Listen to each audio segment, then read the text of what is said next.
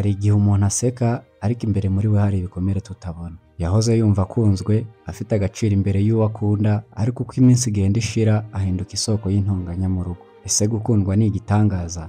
Ese koko umuntu wese akwiriye gukundwa?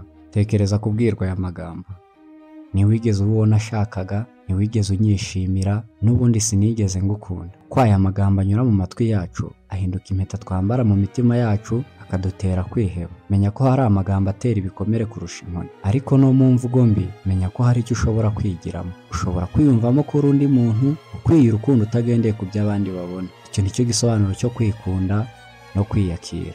Kwiyakira si ukwiheba, ni ukwakira urugendo rwawe. Hari igihe wumva ubabaye ukumva ntacyo ushoboye ukabyakira uko, ariko kwiyakira si ukuvuga ngo naremewe kubabara, ahubwo ni ukuvuga ngo nzi aho mva, nzi n'aho njya. Kwiyakira ni nko kumurika itara mu mwijima. Iyo umuritse itara mu mwijima ntihahita habona hose, ariko buri cyerekezo gitangira kugaragara gahoro gahoro. Tangira kwakira ibyo utabasha guhindura, bizagufasha kubaka ibintu bishya. Gukundwa si impano, ahubwo ni uburenganzira. Abantu benshi batekereza ko gukundwa ari amahirwe, ariko si amahirwe, ni uburenganzira. Uko wavutse kose, waba uzi ubwenge cyangwa utabufite, ufite uburanga cyangwa utabufite, ukennye cyangwa ukize, ufite uburenganzira bwo gukundwa. Ntugomba kwibaza iki kibazo uti ese nzakundwa, ahubwo ugomba kwibaza uti ese ndikunda. Kwiga kwikunda bikurinda gusuzugura. Wenda wigeze ubwirwa ko ntacyo umaze, ntacyo ushoboye, nta n'icyo uzavamo, ahubwo uteza ibibazo gusa. Ikosa ni wowe waryiteye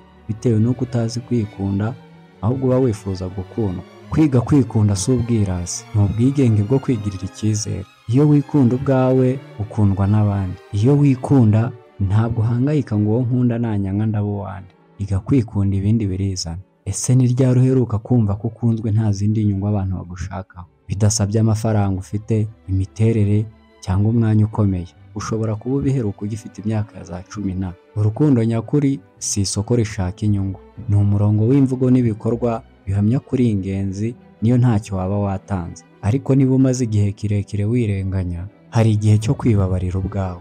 Iki ni cyo gihe cyo kuvuga uti nari ntaramenya. Menya ko amakosa ya kera atari igifungo, ahubwo ari amasomo. Buri wese ashobora kwibabarira agatangira bundi bushya. Ushobora kwibeshya ukagira ngo kugira ngo bagukunde ugomba guhinduka, ugahindura uko uvuga, gutekereza n'uko ugaragara. Ariko urukundo nyakuri ntirusaba guhinduka, rusaba gusa kuba wowe. Ntukigire undi muntu kugira ngo ukundwe, komeza kuba wowe, kuko ugukwiriye azagukunda uko uri. Buri rukundo rutangirira ku cyizere, icyizere ko uri uw'agaciro, icyizere ko uko uri bihagije. Ntugategereze ko uzumva ufite agaciro igihe uzaba ubona ukunzwe n'abandi. Tangira wowe ubwawe, niwikunda uzumva uri uw'agaciro. Kwikunda no kwiyakira ni isoko y'ibyishimo ndetse n'umunezero. Niba iyi video igufashije, kanda like ndetse ntiwibagirwe gukanda subscribe.